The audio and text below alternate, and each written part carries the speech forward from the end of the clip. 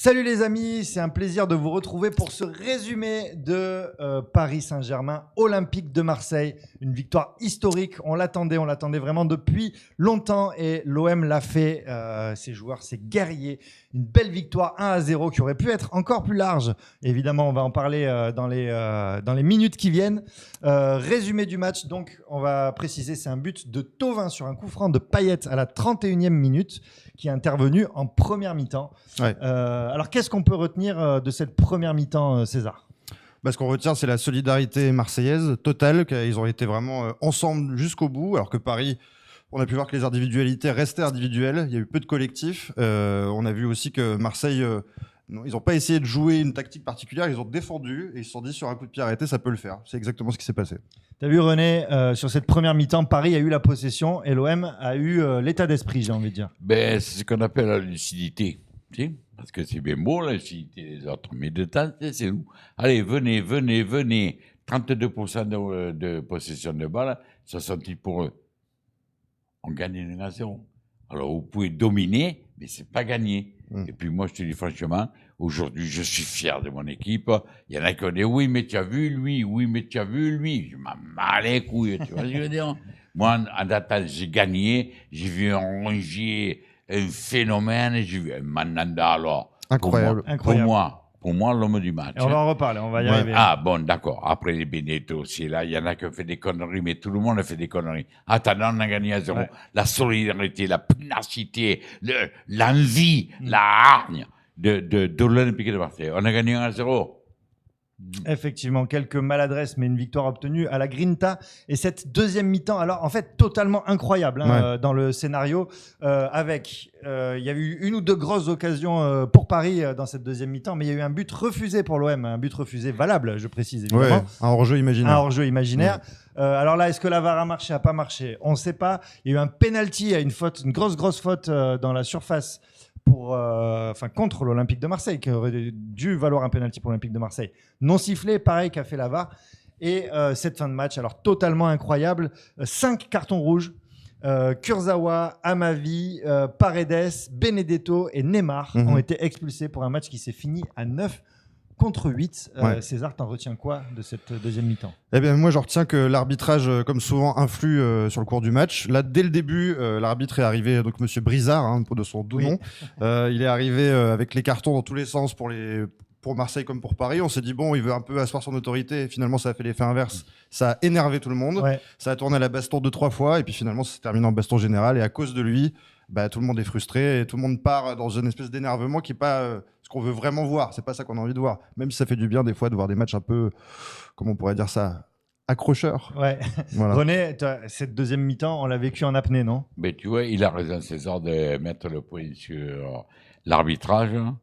Je ne supporte pas qu'on mette des cartons jaunes, des cartons rouges aux joueurs, qu'on sache qu'il y a 1 match, 2 matchs, 3 matchs de suspension, et qu'on ne sache jamais les sanctions que prennent les arbitres pour leur mauvais match. Je peux te rassurer, il n'y en a aucune. Pour le moins. Il n'y en a pas, Il n'y en a pas. Si, il y en a. Parce qu'on sait qu'il y en a qui sont foutus en Ligue 2 ou même les Ligue 2.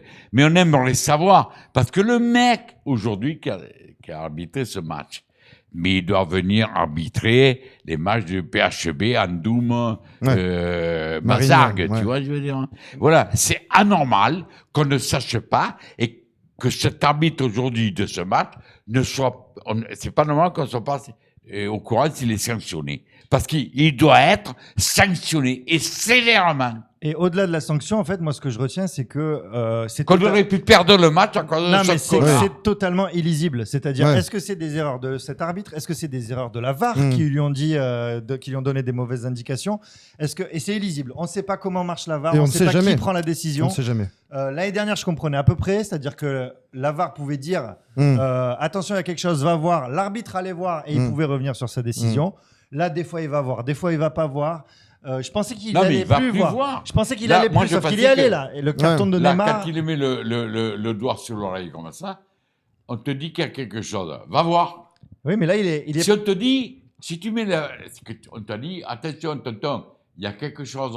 Alors, va voir, n'attends pas, parce que si tu dis il y a quelque chose, et qu'après, ah ben non, finalement, il n'y a rien. C'est des conneries. Surtout ça. que pour le but refusé de Marseille, ça a pris 2 secondes. Il a même pas réfléchi. Il a annulé le but. En tout cas, c'est illisible. Bon, voilà. Bref, une belle victoire quand même. Voilà, on boude pas notre plaisir. Faut retenir ça. Bizarre, mais on boude pas notre plaisir. Ouais. Mais reconnais que si, à cause de ce connard d'arbitre, on avait perdu ce match, demain, il y a la révolution. Minimum. Il aurait fallu en tout cas. Mais non, mais déconne pas. Un putsch. Ça serait pas possible qu'on perde un match comme ce soir. C'est déjà arrivé. Ouais. Des frustrations, pareil, on en a vécu. Non, mais ce qui me fait chier, c'est qu'il y aurait des connes soi-disant pseudo-supporters droit. Ouais, mais c'est normal, regarde, lui, il a fait telle connerie, lui, il a fait ci, lui, il fait là. Ce soir, moi, je suis fier de mon équipe, je le dis. On a gagné 1-0 contre l'arbitrage en plus et tout. Eh bien, je suis fier de mon homme. Et j'ai pas envie de dire, lui, l'homme du match. À part. Allez, si, on va y arriver. L'homme on va y arriver, match. René, justement. Tu me fais une passe décisive. Il lui reste peu de temps. Allez, la star du match, les amis. En un mot, la star du match. Mandanda. René. Incroyable. On est d'accord tous les trois. Il nous sauve le match dès le début. Ouais. Le pébron du match. L'arbitre. Eh oui. Forcément. Ouais. Et Neymar. Ouais. Neymar, mais c'est même pas à peine d'en parler. C'est la plus grosse trompette que j'ai connue. Mais il a pourri le match du début à la fin. La note du match, les amis. Alors, c'est une note, on est sur le Tarpamien, c'est une note en aioli. Et c'est sur 5 aioli. Donc vous mettez sur entre 0 et 5 aioli. 5 aioli, c'est un chef-d'œuvre. C'est le meilleur match de l'histoire. Mais dès qu'on parle de l'OM ou du match Du match en général. Ce que vous avez pensé du match. Le contexte fait que tu as envie de mettre 5, mais tu peux pas mettre 5 parce que le match, c'est pas un grand match. Moi, je mettrais 3 parce que le bonheur est quand même très fort. Ouais. René. Eh ben moi, je suis pas comme César. Moi, c'est l'OM qui a gagné avec un machine. Je mets 4,5. 4,5. Et il met des demi et tout, René, il a compris, t'inquiète. Moi, je vais mettre 4 aussi pour l'émotion qu'on a vécue pendant ce match, pour l'intensité. Vous avez raison. Les amis, après, moi, je mets 4,5 par rapport dans le contexte où j'ai vécu ce match. Ouais, oui.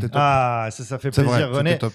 Petit regard sur le classement, l'OM est 5e, alors avec un match de retard, on le précise, ça fait 2 matchs de victoire, mais on joue contre Saint-Etienne jeudi. Ce match en retard, l'OM est 5e avec 6 points. Bon, c'est des classements qui ne sont pas très significatifs encore.